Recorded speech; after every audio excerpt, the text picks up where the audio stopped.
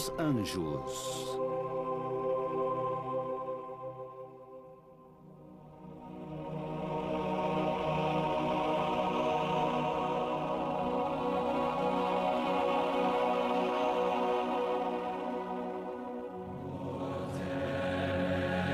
Eles estão em toda parte.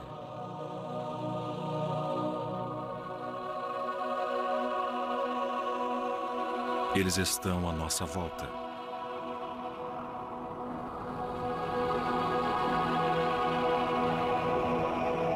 Durante séculos, eles desafiaram a nossa imaginação.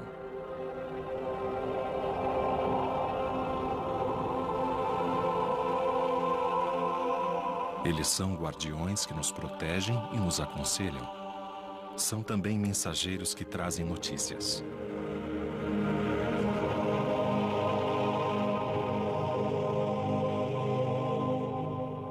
Na Bíblia, eles trouxeram a mensagem mais importante de todas: o nascimento de Jesus Cristo.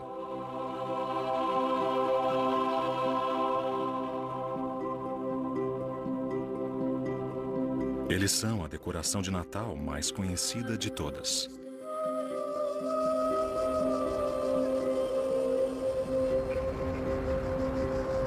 E em outras religiões, eles desempenham um papel fundamental e provocaram discussões e debates seculares.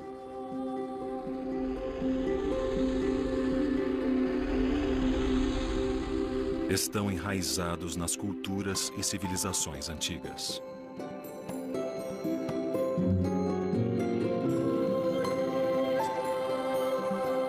Nesses tempos modernos de busca por espiritualidade, novas crenças surgiram devotadas a eles. Eles inspiraram algumas das obras de arte mais famosas. Eles continuam a inspirar os artistas e fazem parte do nosso cenário cultural. Deixe a sua imaginação voar com os anjos.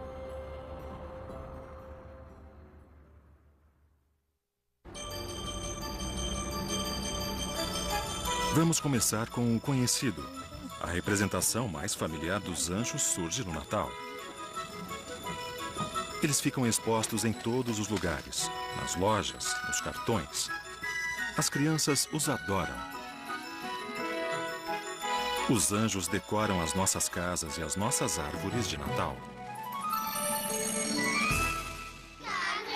Uma atividade típica de Natal nas escolas nos apresenta uma clássica imagem de anjos vestidos de branco, com a auréola balançando e um par de asas de papelão feito em casa por mães corujas. Para muitas crianças, essa é a introdução à história de Cristo.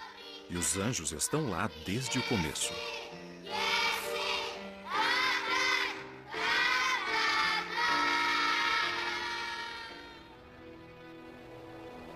Eles aparecem em eventos fundamentais da Bíblia.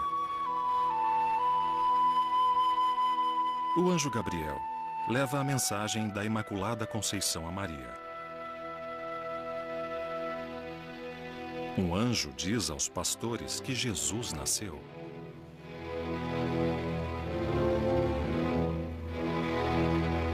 Os evangelhos dizem que os anjos estão presentes na crucificação e na ressurreição. Eles permeiam a história de Jesus na Terra.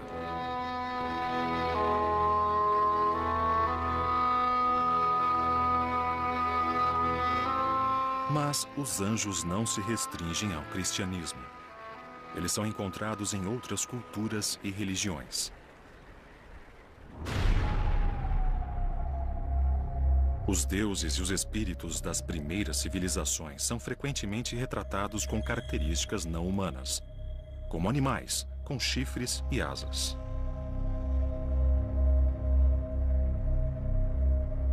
Imagens de seres alados foram mostradas com os faraós do Egito, milhares de anos antes da época de Cristo. Espíritos alados representam o outro mundo, a passagem desta vida para a morte, e assim eles enfeitam as tumbas egípcias. Nós já vimos seu simbolismo e função decorativa.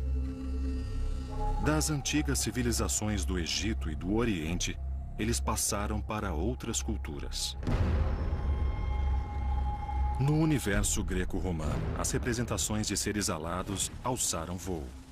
A cultura greco-romana era repleta de figuras semidivinas que se assemelhavam, pelo menos à primeira vista, aos nossos conhecidos anjos. Nike, o símbolo alado da vitória. Eros, a criança alada com arco e flecha. Quem é Hermes, o mensageiro alado da mitologia grega, senão um anjo com sapatos voadores?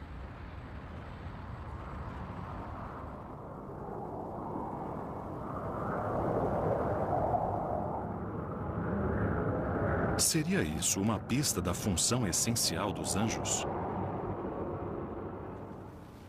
Em hebraico, a palavra usada para definir anjo é malach, que significa mensageiro. Por exemplo, um dos profetas do Velho Testamento chama-se Malachi, que significa meu mensageiro.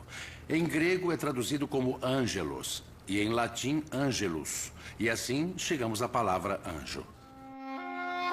A verdadeira raiz da palavra indica que essa é talvez a principal função dos anjos, a de mensageiros. Talvez o anjo mensageiro mais famoso tenha sido Gabriel. Na história do cristianismo, Gabriel diz a Maria que ela vai trazer o Filho de Deus ao mundo. O nome Gabriel significa literalmente herói de Deus.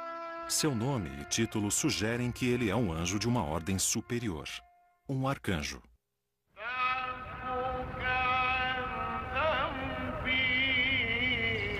Mas o anjo Gabriel não se restringe à Bíblia. Gabriel, ou Gíbrio, aparece para Maomé. Maomé estava meditando numa caverna quando Gíbrio apareceu e pronunciou a palavra Iqra, pedindo que ele pregasse. Então recitou para ele os versos do Corão, o livro sagrado do islamismo. Aqui também Gabriel é encarregado de levar a palavra de Deus, unindo o céu e a terra. Na antiguidade, as pessoas acreditavam que o mundo era dividido em 3 partes. O inferno embaixo, a terra no meio e o céu em cima. E era lá que ficava o mundo invisível, o reino de Deus, o paraíso. Quando eles olhavam para o céu, pensavam no mundo invisível, um mundo cheio de seres, de espíritos. E esses espíritos vinham nos visitar. Eles ficavam à nossa volta, assim como no céu. Durante a Idade Média, estabeleceu-se uma intricada hierarquia no paraíso. Ela foi representada em pinturas detalhadas e em vitrais. A relação que os anjos mantinham com Deus determinava sua hierarquia no reino dos céus. Esse modelo surgiu não dos livros sagrados, mas dos textos do monge sírio do século V, Pseudo Dionísio, o Areopagita. Ele dividiu os anjos em 9 categorias e os classificou de acordo com sua importância. Em sua hierarquia divina, os anjos mais altos são serafins e querubins. Estão mais próximos de Deus e existem apenas para venerá-lo. Então vêm as virtudes, que realizam os milagres. Os tronos trazem justiça. As dominações ministram o paraíso. As potestades protegem a humanidade do mal. Enquanto os principados se preocupam com o bem-estar das nações. E, finalmente, os arcanjos e os anjos, que agora aparecem lá embaixo, como guias e mensageiros dos seres humanos.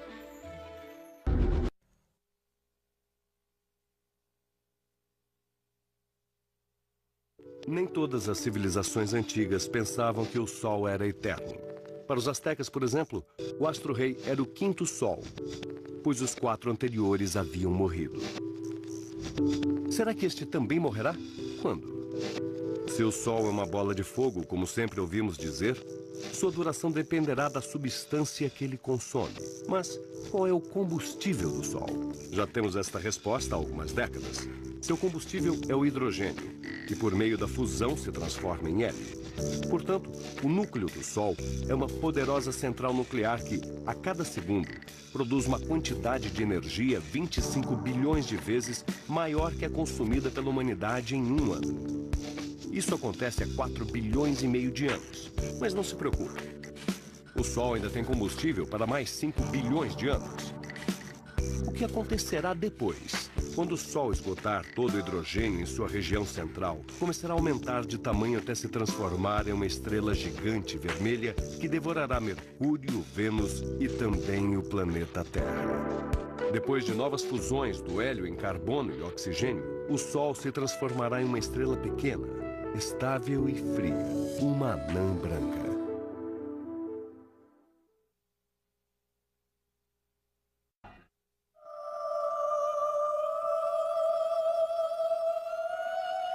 A obsessão e a fixação pela natureza e ordem do paraíso e seus anjos atravessaram os séculos. Ao chegar ao auge durante a Idade Média, esta visão do paraíso foi colocada em questão. Seguindo Dionísio, nós chegamos a Tomás de Aquino, que viveu no século XIII. Ele era um frade dominicano que escreveu sobre os anjos. Ele ficou conhecido como Doutor Angélico, e em sua obra encontramos tudo o que queremos saber sobre os anjos. Mas temos medo de perguntar: os anjos comem? Com que velocidade eles se movem? Eles morrem? Eles têm filhos? Como eles se comunicam entre si? São perguntas sobre a natureza dos anjos. Além, é claro, daquela famosa pergunta, a pergunta que todos já fizeram: qual é o sexo dos anjos? Mas no século XVI houve a Reforma Protestante, e os protestantes não simpatizavam muito com os anjos. Calvino dizia que era perda de tempo. Ele dizia: leiam os livros sagrados e vejam o que eles dizem sobre os anjos. Não encontramos a natureza dos anjos discutida nos livros sagrados, mas há muitas discussões sobre o trabalho deles. A explicação bíblica da visita de Gabriel a Maria não traz nenhuma descrição visual do anjo. Nem Maria comenta que viu um anjo. Maria somente escutou um anjo.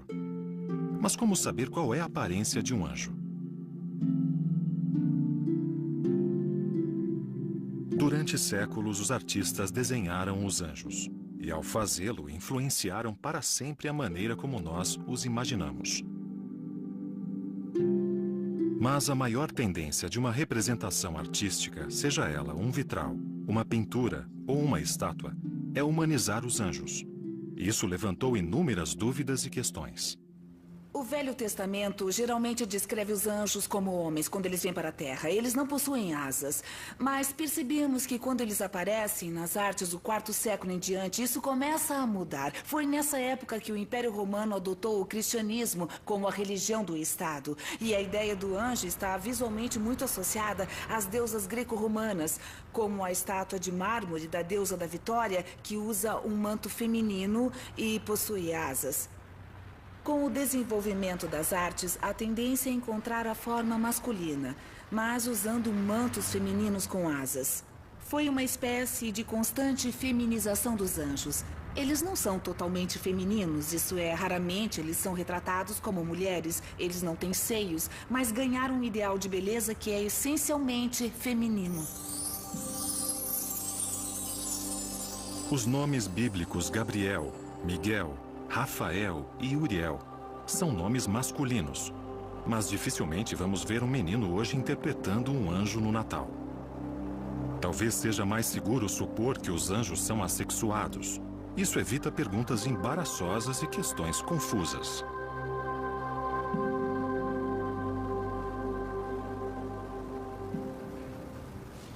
Espírito Santo,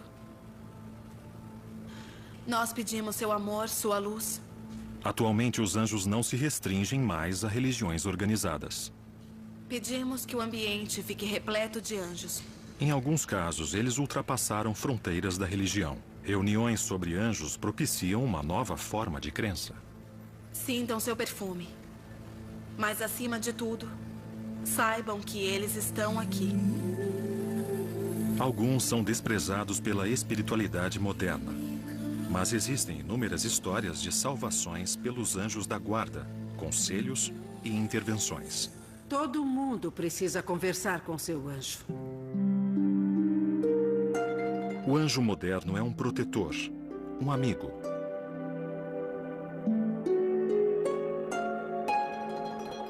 Novas crenças produziram uma indústria própria. Há inúmeras publicações sobre o assunto e lojas vendendo imagens de anjos. Os anjos decoram a nossa casa, além de renovar o nosso ânimo. Nos Estados Unidos se encontra a Cidade dos Anjos, Los Angeles, e lá a angelologia atingiu o apogeu.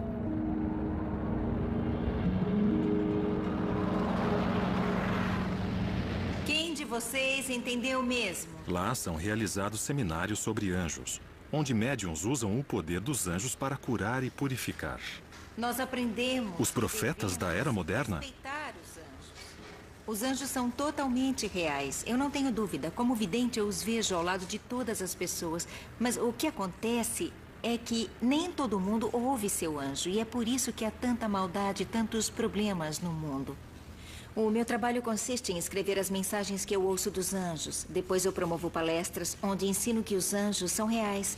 E desenvolvo um trabalho chamado Terapia dos Anjos, que ajuda as pessoas a se livrar dos medos, eliminar as toxinas do corpo e da mente.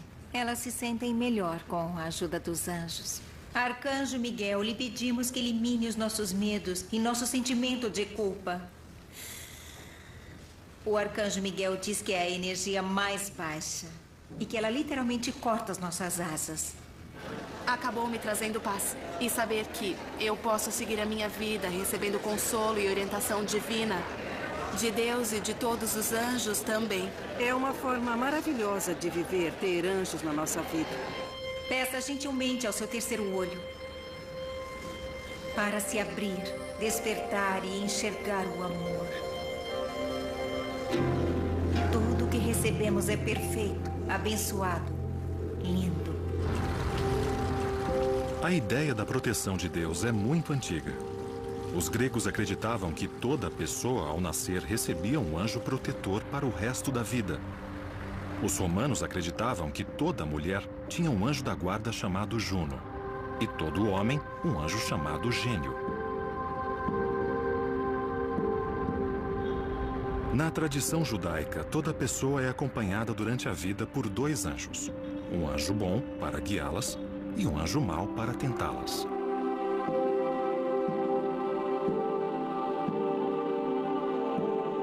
Essa ideia foi absorvida pelos cristãos, e a crença nos anjos da guarda se expandiu durante a Idade Média. Hoje em dia, as crianças católicas ainda são ensinadas a rezar para o seu anjo da guarda.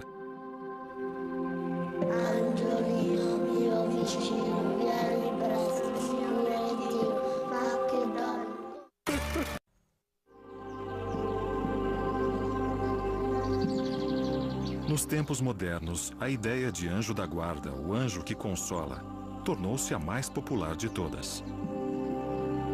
Os anjos adornam as lápides nos cemitérios. Eles nos acompanham deste mundo para o outro.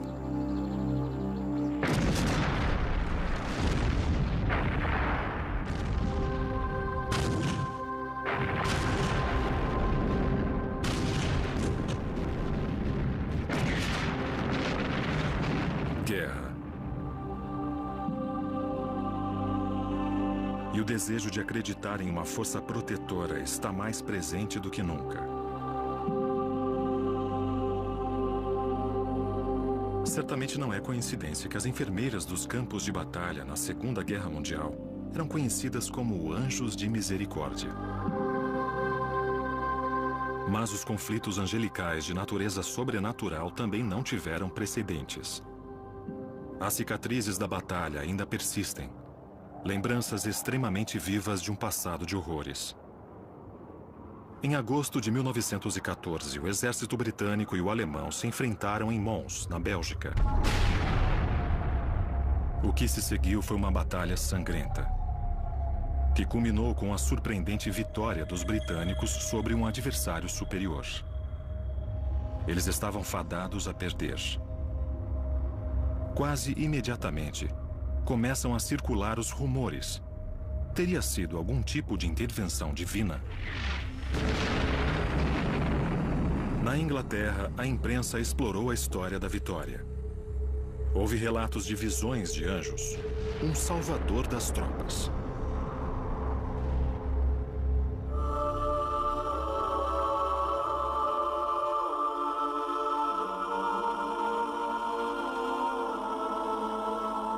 Nascia a lenda do anjo de Mons. Foi um milagre? Um sinal da intervenção divina a favor dos aliados? Ou a verdade deu espaço para os mitos? A fé muitas vezes é mais forte que o fato.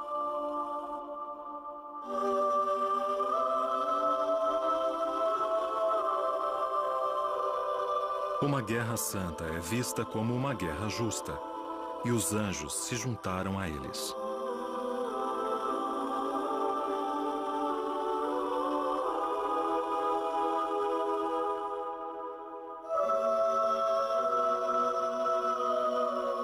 E liderando os exércitos divinos, encontramos um general em particular, o arcanjo Miguel. Seu nome significa aquele como Deus. E esse nome foi um brado aos céus na batalha entre o bem e o mal. Foi adotado por muitos como um símbolo. No castelo de Santo Ângelo, em Roma, Miguel lança seu olhar protetor sobre a cidade eterna, sempre a postos para defender o povo. O arcanjo Miguel é mostrado como um anjo guerreiro. Ele é constantemente retratado usando armadura com a intenção de representar a sua figura imponente. Ele sempre está envolvido na batalha contra o diabo e precisa demonstrar que é capaz de proteger a humanidade. As pinturas começam a mostrá-lo lutando contra o diabo, pisando nele ou cortando sua cabeça. São imagens bem explícitas para todo mundo saber que ele está lutando por nós. Miguel também é muito mostrado segurando balanças. Ele usa as balanças para pesar a alma dos seres humanos. A alma é pesada de um lado e os diabinhos de outro, para decidir quem merece ir para o céu ou para o inferno.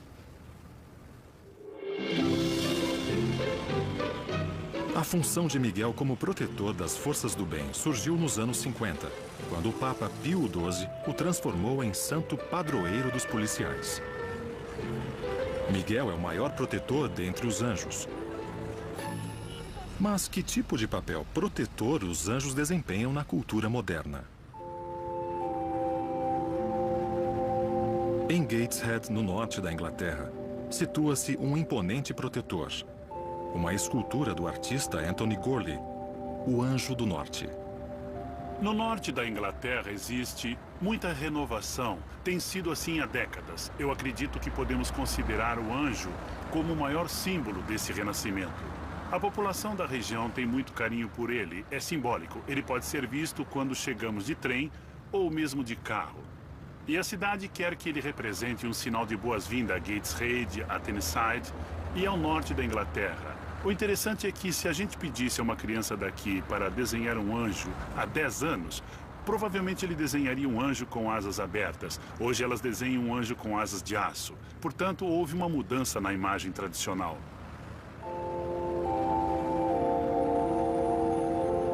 Os anjos não protegem só os indivíduos e os exércitos, mas regiões inteiras. De Roma a Gateshead, as figuras aladas cuidam de nós.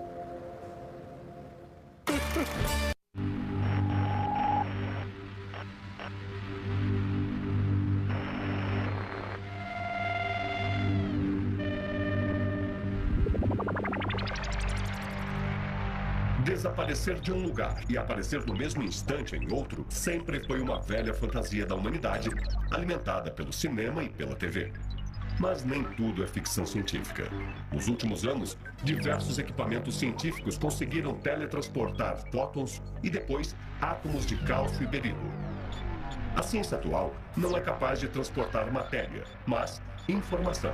A partir da propriedade quântica denominada estados entrelaçados, criam-se dois átomos gêmeos que depois são separados. Alterando-se o primeiro átomo com uma determinada informação, o segundo átomo se modificará identicamente, transportando esta informação sem necessidade de deslocar a matéria. Assim como em Os Irmãos Corsos, do romance de Alexandre Dumas, o que acontecer a um dos átomos ocorrerá ao outro, não importa que distância se encontrem. Tamanha capacidade de tráfego exigirá que os computadores quânticos trabalhem a velocidades inimagináveis, transformando nossos atuais supercomputadores em peças de museu. Podemos teletransportar também nosso pensamento? Esta incrível ideia?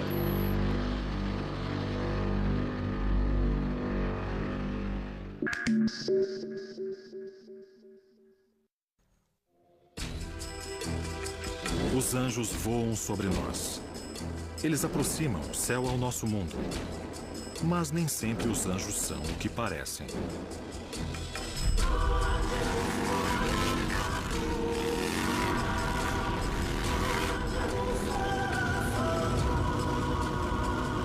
Os jovens soldados americanos que voltaram da Segunda Guerra Mundial criaram um dos mais famosos clubes do mundo. Somos parte da sociedade, só que não nos encaixamos no resto da sociedade, na cultura vigente. Em qualquer lugar deste planeta há um submundo. Quando os veteranos voltaram da Segunda Guerra Mundial, aqueles que participaram de bombardeios e os paraquedistas se sentiram meio deslocados, sentindo que não se encaixavam mais. Não dava para continuar com a camaradagem, a fraternidade que eles desenvolveram durante as missões na Europa.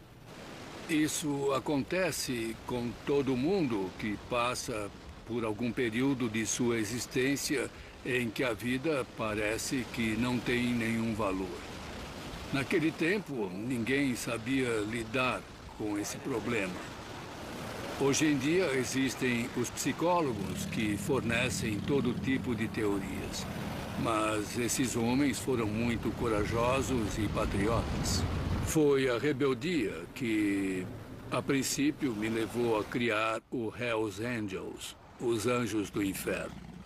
Nós fomos bombardeados, jogaram granadas na nossa direção, lutamos armados nas ruas, fomos processados tanto pelo governo estadual como pelo federal.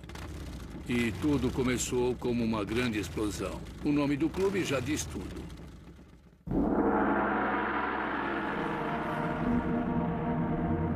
Mas quem foram os Anjos do Inferno originais? O conceito de anjo caído é baseado na Sagrada Escritura. A primeira carta de Pedro fala de Deus punindo alguns anjos zombeteiros, mandando-os para o inferno. Há uma tradição que diz que os anjos tiveram relacionamentos com os humanos e isso desagradou a Deus.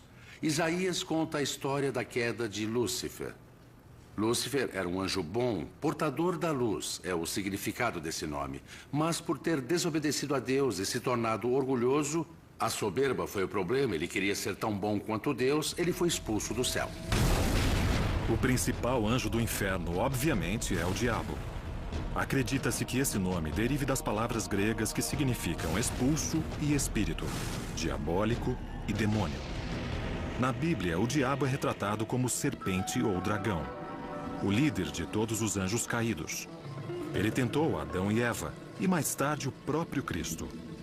No Corão, ele é mais conhecido como Al-Shaitan, o clássico sedutor. Através de representações visuais assustadoras, o diabo ou anjo caído mexe com nossa imaginação.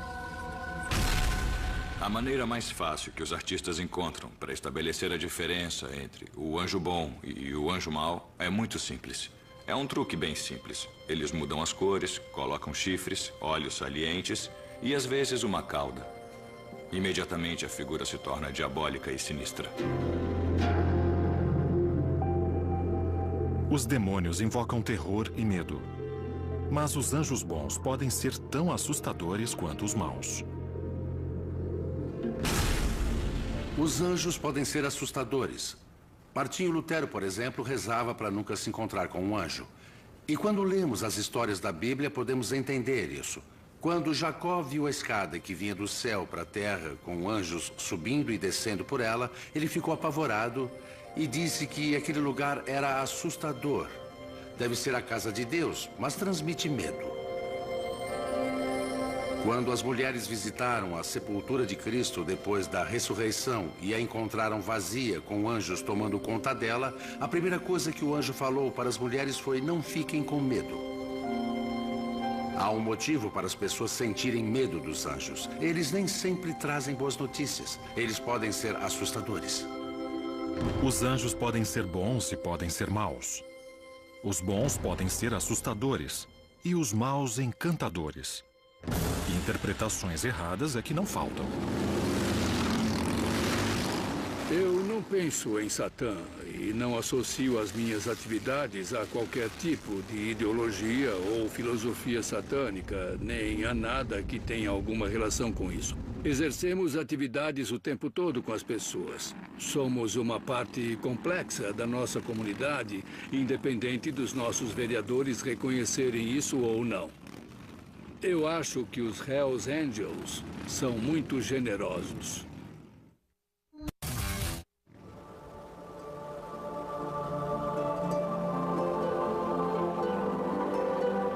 Os anjos são um produto da imaginação teológica, da imaginação cultural, da imaginação mítica e da imaginação artística. Tudo combinado em uma rica mistura. Existem anjos com 4 cabeças, 6 asas e múltiplos olhos. Além, é claro, da imagem mais constante e conhecida de todas, o anjo de rosto gracioso e infantil. Eles decoram cartões de Natal e, atualmente, até cartões de Dia dos Namorados. Essas criancinhas perfeitas do renascimento romântico frequentemente são retratadas como jovens alados, que acertam o coração dos casais apaixonados. Durante a Renascença, os anjos eram frequentemente representados como crianças. Todos os artistas se esforçavam para criar imagens com um ideal de beleza, e as crianças eram vistas como a personificação da perfeição física. Proporcionalmente, eram perfeitas para representar esse ideal de beleza. Os músculos, por exemplo, eram menos proeminentes. Os artistas conseguiam obter efeitos delicados com luz e sombra. Além disso, as crianças representam a síntese da inocência e da ternura em harmonia com a iconografia dos anjos.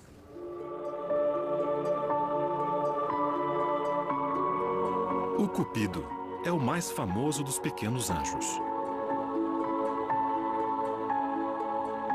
Ele é retratado como uma criança alegre, inocente e travessa, mas carrega uma arma mortal.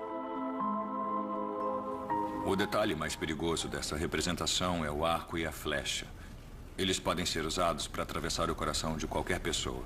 E fazer isso de uma maneira imperceptível, porque não temos consciência de que uma criança tem esse poder. E mais uma vez tem relação com a mitologia, com um elemento de perigo e malícia. E é por isso que o anjinho está sempre sorrindo. Visualmente, os querubins também funcionam muito bem em outras situações, como, por exemplo, a Virgem Maria com o menino Jesus no colo. Parece perfeitamente natural que o menino Jesus brinque com outra criança que venha a ficar mais perto dele. Não podemos esquecer de que na época dessas pinturas vários bebês morriam. E por mais que a igreja considerasse heresia a ideia de que bebês mortos se tornassem anjos, ainda assim isso era reconfortante, o que torna essas pinturas atraentes até hoje.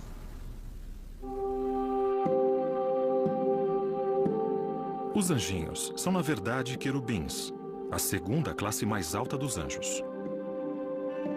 Nas Sagradas Escrituras, eles receberam a missão de guardar o jardim do Éden depois que Adão e Eva foram expulsos, algo nada próprio para crianças. Os querubins e serafins frequentemente eram mostrados com 1, 2 ou 3 pares de asas. Mas os artistas enfeitaram e adaptaram à vontade, a forma, a função e os tipos de anjos. Os artistas relegaram aos querubins a condição de enfeites decorativos e bonitos.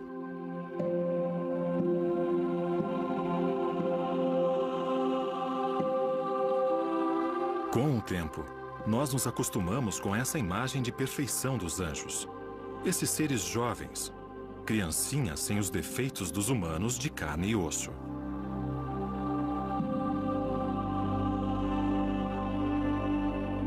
Essa imagem atingiu o auge da sublime graça na era do Renascimento.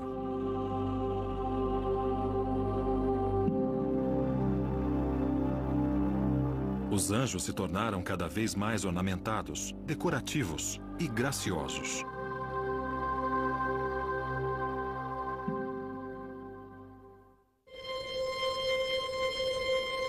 Os anjos desempenham inúmeras funções e assumem várias identidades. Sejam os seres delicados de Caravaggio ou o Anjo do Norte de Anthony Golly, uma coisa eles têm em comum: as asas.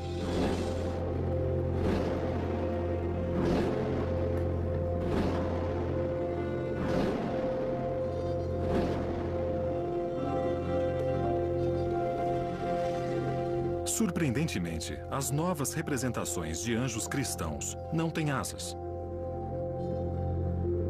Essas imagens são das catacumbas de Roma, datadas do século II depois de Cristo. Havia poucas maneiras de identificar estas imagens como anjos. Só a partir do século V, os anjos cristãos começaram a ser representados com asas. E desde então, raramente são retratados sem elas. Eu acho que os anjos possuem asas por dois motivos. O primeiro é que para nós, observadores, é mais fácil reconhecê-los como anjos. Quando são descritos na Bíblia, nem sempre fica muito claro para as pessoas que os personagens estão interagindo com anjos, mas quando temos representações visuais dessas histórias, queremos saber quem é mortal e quem é anjo, e as asas ajudam a deixar isso bem claro. Em segundo lugar, através das asas, os artistas podem soltar totalmente a imaginação. Elas podem ser naturalistas e parecer asas de aves, ou podem ser onduladas e soltas em criações extraordinárias. Acho que os artistas adoram anjos alados porque podem fantasiar à vontade.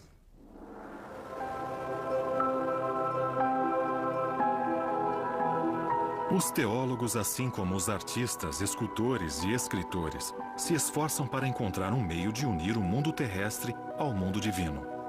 Como imaginar e contemplar esses seres divinos que não fazem parte do nosso mundo?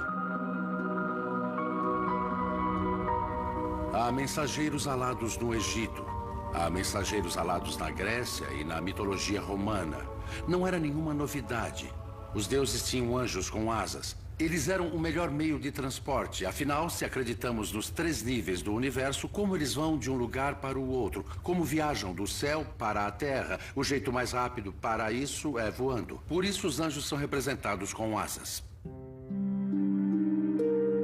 O fato de os anjos terem asas reflete o nosso próprio desejo de voar?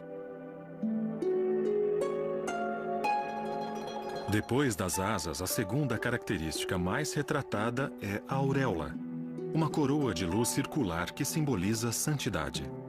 Mas uma maneira conveniente para o artista chamar a atenção para a divindade dos anjos e distingui-los dos humanos.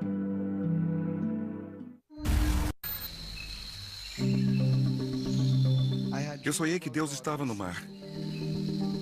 Uma vez eu quase me afoguei, então me lembrei do sonho. Eu sabia que teria de voltar para a ilha e fazer algo para salvá-la.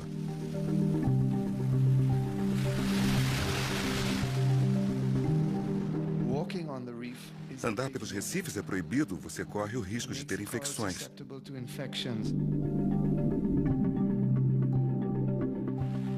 Turistas e moradores da região andam pelos recifes. Todos são culpados.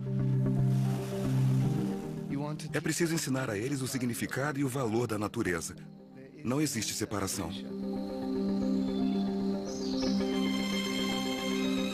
Meu desejo e missão é salvar o planeta, dando pequenos passos.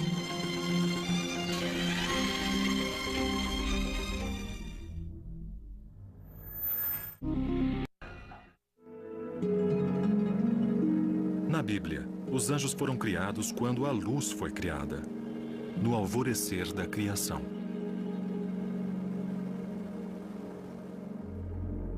Itália, o berço do Renascimento. E os anjos estão em toda parte. Reis cristãos, imperadores, ordens religiosas e comerciantes prósperos geraram uma sólida indústria angelical. A principal característica do Renascimento gira em torno da busca de uma idealização de beleza, expressada pelas cores, pela forma e também pelos gestos. Elas estão presentes nas obras de artistas importantes como Rafael, Da Vinci, Michelangelo, que se destacaram através da arquitetura, da pintura e da escultura. Esses artistas queriam retratar a beleza ideal. Eles foram incentivados também pelo renovado interesse pela era clássica. O Renascimento foi uma época em que pessoas influentes e ricas gastavam muito dinheiro na compra de quadros e obras de arte. Algumas pessoas compravam porque gostavam, mas outras compravam para se exibir e ter obras deslumbrantes para pendurar nas paredes do palácio que estavam construindo.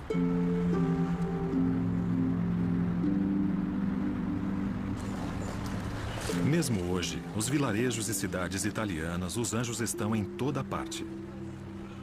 Os anjos de Botticelli, Rafael e Michelangelo são mais comercializados do que nunca.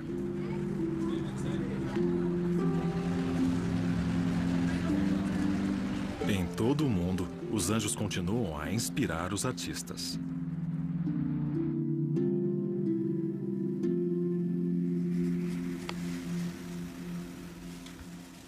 A razão pela qual alguém vem a um lugar como este, observar os anjos que aqui foram esculpidos e colocados no alto da capela, é alimentar a imaginação. E isso é de fato muito interessante, porque de alguma forma eles foram criados à nossa imagem. É como olhar para nós mesmos, ou para uma imagem melhorada de nós.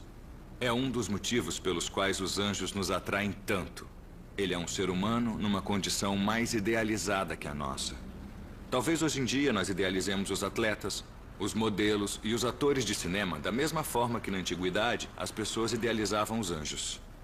De certa forma, eles são mais importantes que as pessoas que veneramos.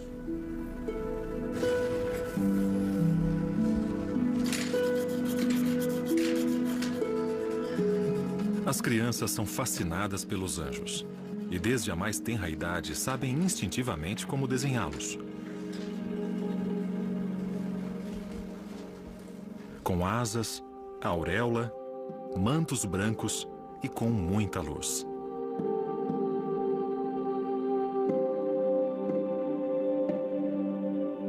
Os anjos do paraíso expressam muita alegria para os humanos na Terra.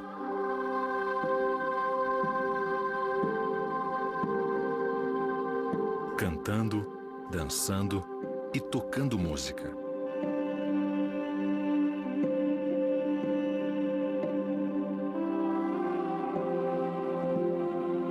Inúmeras imagens expressam anjos em corais. A hierarquia divide os anjos em 3 corais. Mais uma vez, isso demonstra uma estrutura organizada no céu. Os corais alegres e harmoniosos dos anjos cantam glorificando a Deus em uma só voz, um único som. Os anjos tocavam os instrumentos mais conhecidos do Renascimento: o laúde, o violino, a flauta e a trombeta, todos distribuídos como parte de uma orquestra divina. A harpa talvez seja um instrumento mais associado aos anjos, mas o alaúde, um dos instrumentos considerados mais nobres, também é muito mostrado. Durante o Renascimento, esse instrumento era frequentemente usado para acompanhar a voz. Mas de quem era a voz que acompanhava os anjos? A voz de Deus. Mas assim como os anjos trazem notícias boas e ruins, a música nem sempre é algo que queremos ouvir.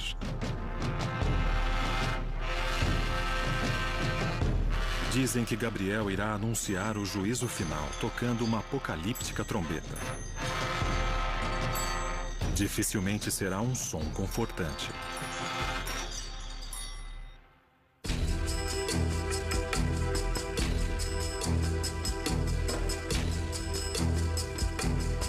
Atualmente estamos cercados de anjos.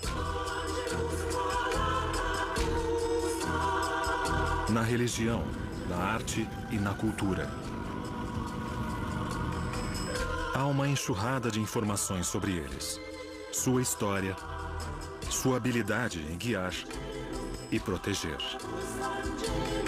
São inúmeras as definições, descrições, interpretações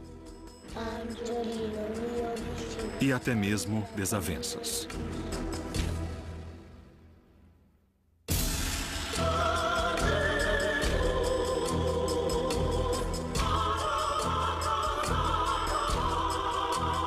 Eles estão mais populares do que nunca.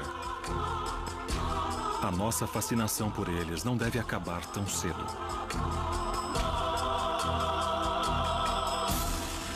Na cultura popular moderna, eles continuam inspirando escritores e cineastas em seus livros e filmes. Mas quem é o super-homem, afinal, senão um anjo de capa vermelha mandado aqui para nos proteger? Um Miguel moderno. A terapia dos anjos ajudará... Os anjos agora são uma religião própria. Eles são adorados e venerados. Os anjos são totalmente reais. Eu não tenho dúvida. Como vidente, eu os vejo ao lado de todas as pessoas. Acho que algumas pessoas, quando ouvem falar em anjos, pensam neles como um clichê, principalmente quando se trata da arte comercializada hoje. Eles estão em quase todos os cartões de Natal e às vezes são relacionados visualmente com as fadas. Talvez eles não pareçam uma fonte de inspiração séria e importante atualmente. Mas é óbvio que em muitos lugares eles continuam a inspirar as pessoas.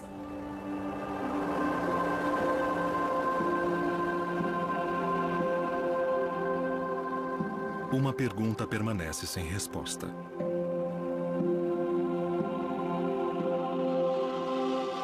Os anjos realmente existem?